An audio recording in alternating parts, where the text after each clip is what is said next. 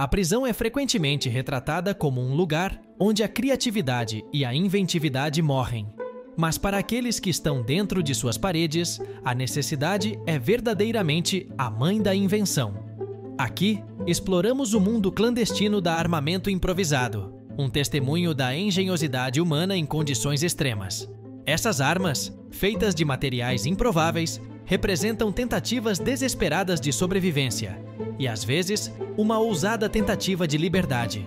Mas antes de começarmos com este vídeo, deixe seu like, se inscreva no canal e ative as notificações para não perder mais nenhum vídeo. Fazendo isso, você nos estimula a trazer mais conteúdos interessantes. Agora vamos começar. Número 15. O punho de ferro. No ambiente desafiador de uma prisão, os punhos muitas vezes se tornam a primeira linha de defesa e ataque. Mas até mesmo um soco pode ser amplificado, transformado em uma arma mais potente. É aí que entra em jogo o punho de ferro improvisado, uma invenção única que pode transformar uma briga desarmada em uma demonstração devastadora de força. Criar um punho de ferro na prisão exige uma compreensão intuitiva da física de um soco e a habilidade de obter e manipular materiais. O ingrediente essencial para um punho de ferro é uma substância dura e durável, que pode ser moldada para se encaixar nos nós dos dedos e aumentar a força de impacto de um soco. É uma tarefa que exige criatividade, recursos e sigilo. Os materiais usados para criar um punho de ferro variam com base no que está disponível. Pode ser tão simples quanto enrolar firmemente um rolo de moedas em pano ou fita adesiva, dando ao punho peso e dureza adicionais.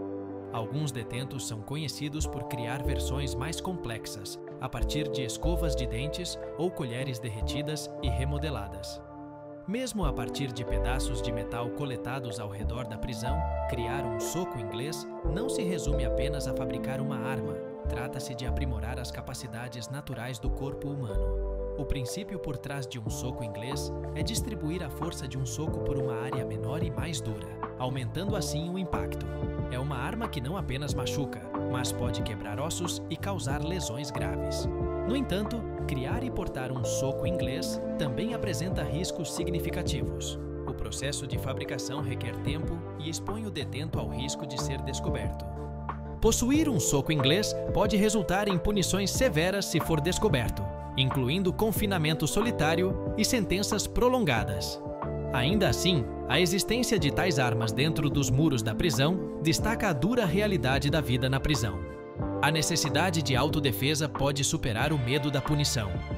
Apesar desses riscos, o soco inglês continua sendo um item básico no arsenal de armas feitas na prisão. É um testemunho da resiliência e inventividade dos detentos que, diante de ambientes perigosos e recursos limitados, encontram maneiras de aprimorar suas capacidades defensivas e ofensivas. A construção e uso do soco inglês refletem um tema mais amplo que ressoa na cultura prisional: a necessidade de poder e controle em um mundo onde a força física muitas vezes determina a sobrevivência. Um soco inglês pode inclinar a balança a favor de seu usuário, tornando-se uma ferramenta muito procurada. O soco inglês serve como um exemplo tangível de como as restrições e pressões da vida na prisão podem levar os detentos a níveis extraordinários de engenhosidade e recursos. É um símbolo poderoso das medidas que as pessoas estão dispostas a tomar para garantir sua segurança. Uma arma improvisada que carrega peso tanto prático quanto simbólico dentro dos muros da prisão. Número 14. O escudo de bandeja de jantar quebrada.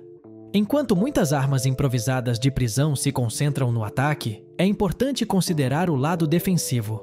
O escudo de bandeja de jantar quebrada é uma inovação desse tipo em um mundo onde o perigo está sempre iminente. Até mesmo um acessório de refeição pode ser transformado em um dispositivo que salva vidas. A construção de um escudo de bandeja de jantar quebrada é menos complexa do que algumas das outras armas. No detalhado nesta lista, um detento simplesmente precisa obter uma bandeja de jantar resistente, geralmente feita de plástico rígido ou metal, e quebrá-la em um tamanho gerenciável. As bordas do escudo podem ser afiadas para adicionar capacidades ofensivas, mas seu propósito principal é a defesa. No entanto, não deixe sua simplicidade te enganar. O escudo da bandeja de jantar pode ser crucial em uma briga na prisão, proporcionando uma barreira entre o detento e um agressor. Ele pode ser usado para desviar golpes de uma variedade de armas, reduzindo o risco de lesões. Seu tamanho e rigidez também podem torná-lo uma ferramenta eficaz para o controle de multidões, proporcionando uma barreira que pode manter os oponentes afastados. A existência do escudo da bandeja de jantar quebrada é um testemunho dos perigos que permeiam a vida na prisão. Todo objeto, mesmo os mais mundanos, como uma bandeja de jantar, carrega o potencial de ser reaproveitado em uma ferramenta de sobrevivência. Isso destaca as táticas defensivas às quais os detentos têm que recorrer e a necessidade constante de proteção dentro dos muros da prisão. O escudo da bandeja de jantar não é apenas um escudo improvisado. É uma representação simbólica da batalha constante pela sobrevivência que define a vida na prisão. Os detentos devem se adaptar ao ambiente e utilizar os recursos disponíveis para se protegerem. O escudo da bandeja de jantar quebrada é uma manifestação física dessa adaptação. Uma barreira bruta, mas eficaz, contra as duras realidades da violência na prisão. O que talvez seja mais notável sobre o escudo da bandeja de jantar é a capacidade de recursos que ele representa. Com materiais limitados e sob constante escrutínio, os detentos conseguem criar uma ferramenta defensiva que cumpre seu propósito e suporta as adversidades da vida na prisão. Essa arma transformada em escudo é um testemunho da capacidade humana de adaptação e resiliência, mesmo nas circunstâncias mais implacáveis. O escudo da bandeja de jantar quebrada é um lembrete de que no mundo da prisão, nada é o que parece. O que é uma ferramenta simples para servir comida em um contexto, pode se tornar uma linha de vida crucial em outro. Essa arma transformada em ferramenta defensiva representa as complexidades da vida na prisão e a criatividade que surge da necessidade. Número 13. O lança-chamas de isqueiro. O fogo, uma das ferramentas mais antigas da humanidade, mantém sua potência primal no contexto prisional. O lança-chamas de isqueiro, uma arma aterrorizante forjada a partir de um objeto cotidiano, é um testemunho vívido desse fato. A construção de um lança-chamas de isqueiro envolve a modificação de um isqueiro comum para aumentar o tamanho da chama, ou até mesmo para expelir um jato de líquido inflamável. Isso pode ser tão simples quanto ajustar o fluxo de combustível do isqueiro ou anexar um reservatório improvisado de álcool roubado ou caseiro. O resultado é um dispositivo que pode projetar fogo a curta distância, causando choque e potenciais queimaduras. É uma arma que inspira respeito e medo, adicionando outra camada de complexidade ao já volátil ambiente prisional. O lança-chamas de isqueiro é um lembrete sombrio dos comprimentos criativos a que os detentos podem chegar em busca de autoproteção ou domínio, transformando o mundano no ameaçador com uma facilidade perturbadora. Número 12. A adaga de papel machê. O papel, muitas vezes considerado inofensivo, pode ser transformado em uma arma letal nos confins de uma prisão.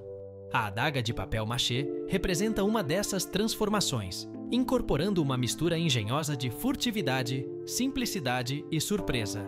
Para construir uma adaga de papel machê, um detento começaria coletando papel de livros, jornais ou até papel higiênico. O papel é então embebido em água até se tornar uma polpa, que é cuidadosamente moldada na forma de uma lâmina e deixada para secar e endurecer. Alguns detentos fortalecem ainda mais a lâmina, revestindo-a com plástico derretido ou creme dental, criando uma superfície endurecida. A adaga de papel machê é uma arma enganosa, frequentemente negligenciada devido à sua aparência despretensiosa, mas nas mãos certas pode ser uma surpresa mortal. Sua construção requer paciência e engenhosidade, refletindo a inventividade que os detentos frequentemente desenvolvem em resposta ao ambiente restrito. Número 11. O Gasper, um assassino silencioso. O Gasper, ou garrote, se destaca no catálogo de armas improvisadas de prisão devido à sua função sinistra, sendo uma arma de furtividade e precisão projetada para ataques silenciosos em espaços próximos. Seu nome deriva de sua capacidade horrível de sufocar as vítimas. A confecção de um Gasper envolve a criação de um cordão forte e fino, geralmente desfazendo roupas ou lençóis, Alguns detentos até mesmo usam fio dental, trançando as fibras juntas para criar um cordão mais resistente. As extremidades desse cordão são então ligadas a alças muitas vezes feitas de pedaços de madeira ou plástico. O Gasper é um testemunho arrepiante da inventividade letal que o ambiente prisional pode fomentar, destacando também a ameaça sempre presente de violência que os detentos enfrentam, sendo um lembrete dos perigos silenciosos que podem se esconder nas sombras da vida na prisão. Número 10. O martelo de pedra. O martelo de pedra, embora não seja uma arma no sentido tradicional, conquistou seu lugar nos anais da história das prisões devido à sua associação com tentativas de fuga. É um símbolo de paciência e determinação, uma ferramenta de desafio silencioso e um caminho potencial para a liberdade. Criar um martelo de pedra envolve encontrar uma peça resistente e pontiaguda de metal, que pode variar desde um pedaço de estrutura de cama até um pedaço quebrado de maquinaria ou um prego. O metal é então fixado a uma empunhadura frequentemente feita de um pedaço de madeira e presa com corda ou fita adesiva. O uso de um martelo de pedra é um processo lento e meticuloso. O detento precisa cinzelar as paredes, pisos ou grades pouco a pouco, muitas vezes sob a cobertura da escuridão ou durante períodos de supervisão mínima. O martelo de pedra é então cuidadosamente ocultado para evitar detecção. O exemplo mais famoso de um martelo de pedra na história da prisão é o utilizado por 3 detentos durante a fuga de Alcatraz, de 1962, uma das fugas de prisão mais famosas da história. Isso destaca o martelo de pedra, não apenas como uma arma potencial, mas como um símbolo de resistência e determinação, ingenuidade e o espírito humano indomável. Número 9. É a faca de caco de vidro. O vidro em sua forma intacta é frequentemente uma visão rara dentro das paredes da prisão devido ao seu potencial para uso indevido.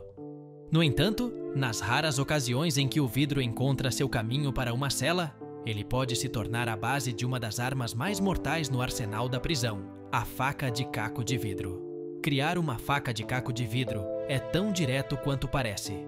Um detento que consegue adquirir um pedaço de vidro precisa apenas quebrá-lo, selecionando cuidadosamente um fragmento com uma ponta afiada. A extremidade não afiada frequentemente é envolta em pano ou papel para formar uma empunhadura rudimentar e a arma está pronta. A faca de caco de vidro é uma arma de precisão mortal. Ao contrário de outras armas improvisadas que dependem da força bruta ou do valor de choque, a faca de caco de vidro é feita para furtividade e sutileza. Sua borda afiada como navalha pode infligir cortes profundos e perfurações, tornando-a uma ferramenta temida no ecossistema prisional. A existência de tal arma destaca até que ponto os detentos estão dispostos a se armar, muitas vezes arriscando a própria segurança no processo. A faca de caco de vidro é uma manifestação arrepiante dessa realidade, refletindo o mundo áspero e perigoso por trás das paredes da prisão. Número 8. O Clube do Estrado da Cama. Como o nome sugere, é uma arma bruta, mas eficaz, feita a partir de um estrado da cama ou de qualquer pedaço resistente de madeira encontrado nas dependências da prisão. Em meio ao complexo arsenal de armas improvisadas da prisão, ela se destaca por sua construção direta e eficiência brutal. Quebrar um pedaço de estrado da cama ou de qualquer outro móvel de madeira dentro de uma cela requer força e determinação.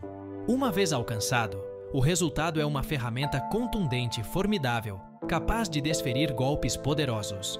Embora não seja tão sutil ou facilmente ocultável quanto outras armas, o Clube do Estrado da Cama é um testemunho da natureza crua e descomplicada da violência atrás das grades. Ele também é um lembrete contundente da sombria realidade da vida na prisão, sendo uma arma nascida da desesperança e da necessidade de autodefesa, destacando os perigos inerentes enfrentados pelos detentos diariamente. Número 7. O pano chuco e a criação de sabão. Às vezes, as armas mais eficazes são as mais simples, exigindo recursos e habilidades mínimas. O chuco, uma arma feita de pano e sabão, é um desses dispositivos. Originário de prisões de língua espanhola, o termo chuco é gíria para uma faca ou punhal caseiro. mas neste contexto, refere-se a uma variante específica feita a partir de materiais cotidianos. Para criar um chuco, um detento começa selecionando uma barra de sabão em torno da qual um pano é enrolado com firmeza. Este pacote é então encharcado em água e deixado endurecer. O resultado é uma arma surpreendentemente dura e pesada, que, quando balançada com força suficiente, pode causar danos graves. O chuco personifica a adaptabilidade inventiva dos detentos, transformando os itens mais inofensivos em armas formidáveis. Este é um lembrete contundente da realidade dentro das paredes da prisão, onde até os objetos mais banais podem carregar um potencial letal. Número 6. Um radioaquecedor ou uma arma de placa quente. A eletricidade, uma parte fundamental da vida moderna, pode se tornar uma arma inesperada nas mãos dos detentos. Um exemplo primordial é a arma de placa quente, engenhosamente criada a partir de rádios aquecedores. Esta arma representa uma fusão única de engenhosidade e entendimento técnico, manifestando o potencial perigoso de objetos aparentemente inofensivos. A arma de placa quente do rádio é essencialmente uma arma elétrica desenvolvida ao reconfigurar as partes internas de um rádio comum emitido em prisões. O elemento de aquecimento do rádio é modificado para gerar calor substancial, transformando-o em uma espécie de fogão elétrico improvisado. Esta placa quente, quando oculta e usada corretamente, pode causar queimaduras graves, tornando-se um dissuasor ou uma arma em conflitos. Construir uma arma de placa quente de rádio é uma empreitada arriscada que requer um entendimento cuidadoso do funcionamento interno do rádio e uma abordagem furtiva para evitar a detecção pelas autoridades da prisão. Apesar dos perigos inerentes, os casos dessas armas destacam os comprimentos que os detentos vão para garantir sua segurança e afirmar sua supremacia. Número 5. A besta dos detentos. Às vezes, as armas criadas pelos detentos não são apenas formidáveis, elas são uma maravilha da engenharia improvisada. Um exemplo primordial é a besta caseira, um mecanismo da guerra antiga ganhando vida dentro dos muros da prisão. Esta arma é um testemunho da engenhosidade de seus criadores. A criação de uma besta exige uma quantidade significativa de materiais e tempo, sem mencionar um alto nível de artesanato. O corpo ou estoque da besta é normalmente construído a partir de materiais fortes e rígidos, como móveis quebrados, ripas de cama ou pedaços de metal. A parte que lança o projétil, chamada de arco, é frequentemente feita de papel enrolado ou dobrado com firmeza, ou mesmo pedaços de metal flexível. O mecanismo de disparo é uma obra-prima da engenharia carcerária, geralmente envolvendo uma corda feita de corda desfiada ou lençóis rasgados, juntamente com um sistema de gatilho fabricado com pedaços de madeira ou metal. Apesar do esforço meticuloso necessário para criar uma besta, houve casos de tais armas sendo descobertas em prisões, o que destaca a persistência e inventividade dos detentos que levam a arte da fabricação de armas a alturas novas e surpreendentes. Número 4.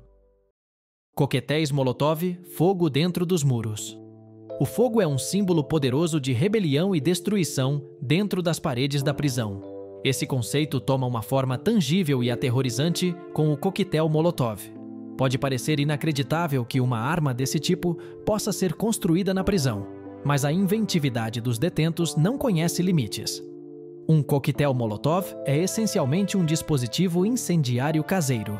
Ele consiste de uma garrafa preenchida com uma substância inflamável, geralmente álcool ou gasolina, e um pavio de pano que é aceso antes de ser arremessado contra um alvo. A garrafa se quebra ao impacto, espalhando o conteúdo inflamável e causando uma grande área de incêndio. Em um ambiente prisional, onde a obtenção de álcool ou gasolina pode ser difícil, os detentos improvisam a substância inflamável, que pode ser qualquer coisa, desde produtos de limpeza roubados até frutas fermentadas da cozinha. As garrafas podem ser obtidas de várias fontes, como garrafas de remédio descartadas, garrafas de refrigerante de máquinas de venda automática ou até mesmo cuidadosamente moldadas a partir de plástico derretido e reformulado. O pavio é geralmente feito de tecido rasgado.